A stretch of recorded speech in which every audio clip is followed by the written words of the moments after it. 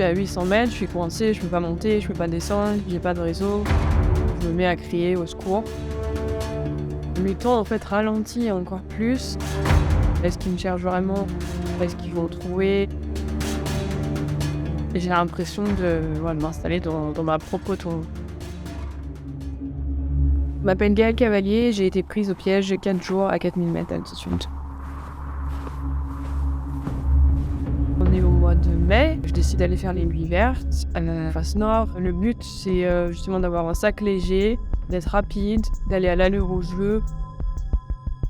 Quand j'essaie de partir seule, je me sens hyper en forme. Je regarde le topo, quelles étaient les conditions. J'appelle un copain aussi qui l'a fait récemment, savoir un peu comment ça s'est passé. Peut-être vers les 3/4, c'est de la glace qui est pas bonne en fait. On spot mes piolets, elle éclate.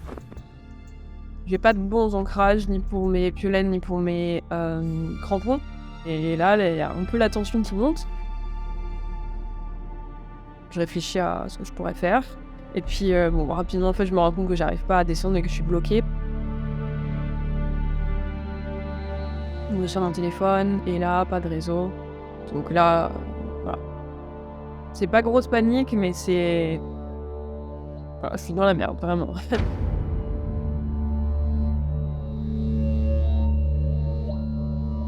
Je suis à 800 mètres, je suis coincée, je peux pas monter, je peux pas descendre, j'ai pas de réseau. À quelques mètres au-dessus de moi, il y a comme une petit creux, il y a un petit trou dans la paroi. Et je me dis, s'il y a quelque chose, je pourrais éventuellement me reposer, ça pourrait peut-être être là. J'arrive donc à cette petite entaille et je réalise que oui, c'est une petite crevasse dans la paroi qui va me permettre de, me passer mes jambes dedans, du coup me mettre debout et souffler un peu. Je m'installe en fait dans cette petite entaille, debout, comme si j'allais y être pour quelques heures. Donc je mets toutes mes épaisseurs sur moi, j'essaie le téléphone, toujours pas de réseau. Et en fait, c'est là que du coup, je me mets à crier au secours. Je vois un gros nuage qui arrive vers moi. Et rapidement, je me retrouve en fait dans un brouillard hyper épais. Je sais à ce moment-là qu'en fait, le mauvais temps va être sur moi pour au moins 3-4 jours. Donc là, je réalise en fait que tout ce que j'ai, c'est ce petit trou. Donc du coup, je sors ma petite pelle, et j'enlève la neige et j'essaie de l'arranger au mieux que je peux.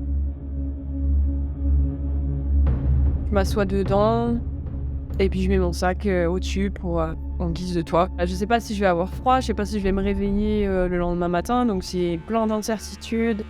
Et puis voilà, en fait, après j'attends dans mon trou et c'est ma première nuit qui passe. Le lendemain matin, après la nuit, j'enlève mon sac et en fait, vision d'horreur, quoi. C'est pire qu'hier, il n'y a pas que du brouillard, mais il y a de la neige, il y a du vent.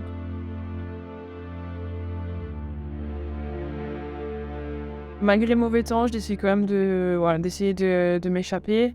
Donc je prends toutes mes affaires. Un peu plus loin, je bute encore un autre passage de glace que j'arrive pas à franchir. Donc je décide de redescendre. Je me retrouve de nouveau face à cette petite crevasse. Et j'ai l'impression de m'installer dans ma propre tombe.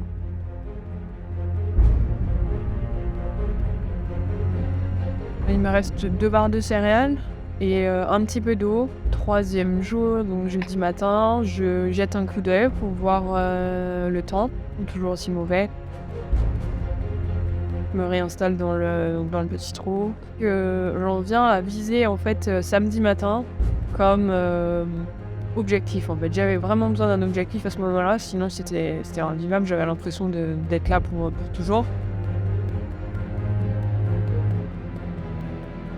J'ai envie de faire pipi, mais je vois pas l'intérêt en fait de sortir du trou pour m'embêter à faire pipi dehors. Je suis déjà en fait assise dans la neige, donc ma combinaison est déjà mouillée, donc en fait je me fais pipi dessus.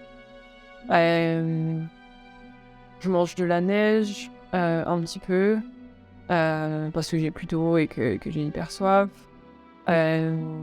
Mon toit s'écroule à un moment aussi.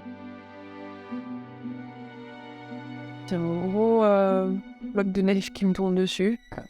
et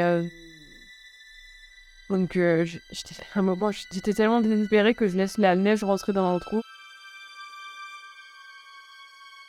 Après quelques minutes, en fait, je me dis: «Mais qu'est-ce que tu fais, Gaëlle? Pousse cette neige et refais ton toit». Le jeudi, dans fin d'après-midi, soirée, j'ai entendu l'hélicoptère et je me suis dit: «Ah ben, ça y est, ils me cherchent, ils viennent pour moi». Mais je savais que ça allait pas arriver à ce moment-là parce que je savais qu'ils aiment encore un temps dégueulasse et qu'ils allaient pas pouvoir m'atteindre avec cette météo. Mais ça m'avait vraiment rassurée, en fait, d'entendre ce bruit et de me dire: «Ah ben, ils me cherchent, donc tiens encore un peu, Gaëlle, et ils vont me trouver quand le temps le permettra».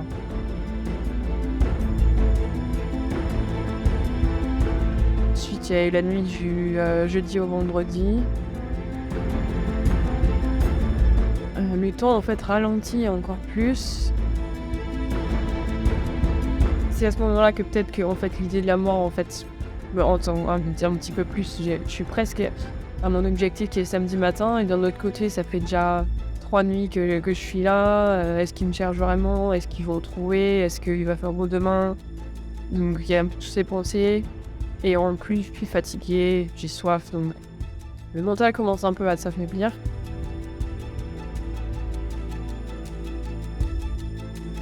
Et ensuite, ben, il y a la nuit du vendredi au samedi. Et donc là, tôt le matin, j'entends le bruit de l'hélicoptère. Quand je pense qu'il est suffisamment proche de moi, ben, je me lève d'un coup, je pousse mon sac et je fais des grands gestes, et il me voit tout de suite parce qu'ils étaient quand même assez proches déjà. Le pilote était resté quand même assez optimiste, et c'est lui justement ce samedi matin qui avait guetté le ciel, qui a vu un dégagement vers 5 heures du matin, qui a dit à l'équipe: «On y va une dernière fois». J'arrive dans l'hélicoptère et j'ai la température qui était descendue à 32 degrés. Et au moment vraiment où il accroche cette sangle et où l'hélicoptère décolle et où là j'ai vraiment mon corps qui sort de cette crevasse, là je me dis: «Ça y est, c'est fini». Et voilà, je suis hyper heureuse, hein. J'ai prié pendant 4 jours pour vivre, et là j'en sors, enfin, je vais vivre. Je suis pris en charge à l'hôpital de Salence.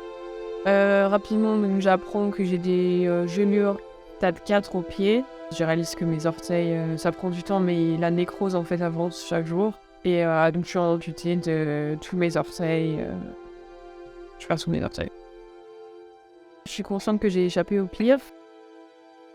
En fait, j'ai beaucoup moins besoin maintenant, je dirais, de me pousser et d'aller chercher l'extrême dans tout ce que je fais. J'aurais pu me préparer, en fait, à ce solo, et surtout prévenir plus de personnes, donner une heure, en fait, et une date de retour au-delà de laquelle, en fait, voilà, il faut prévenir les secours. Je profite beaucoup plus de petites choses, et je me rappelle que voilà, chaque instant est précieux.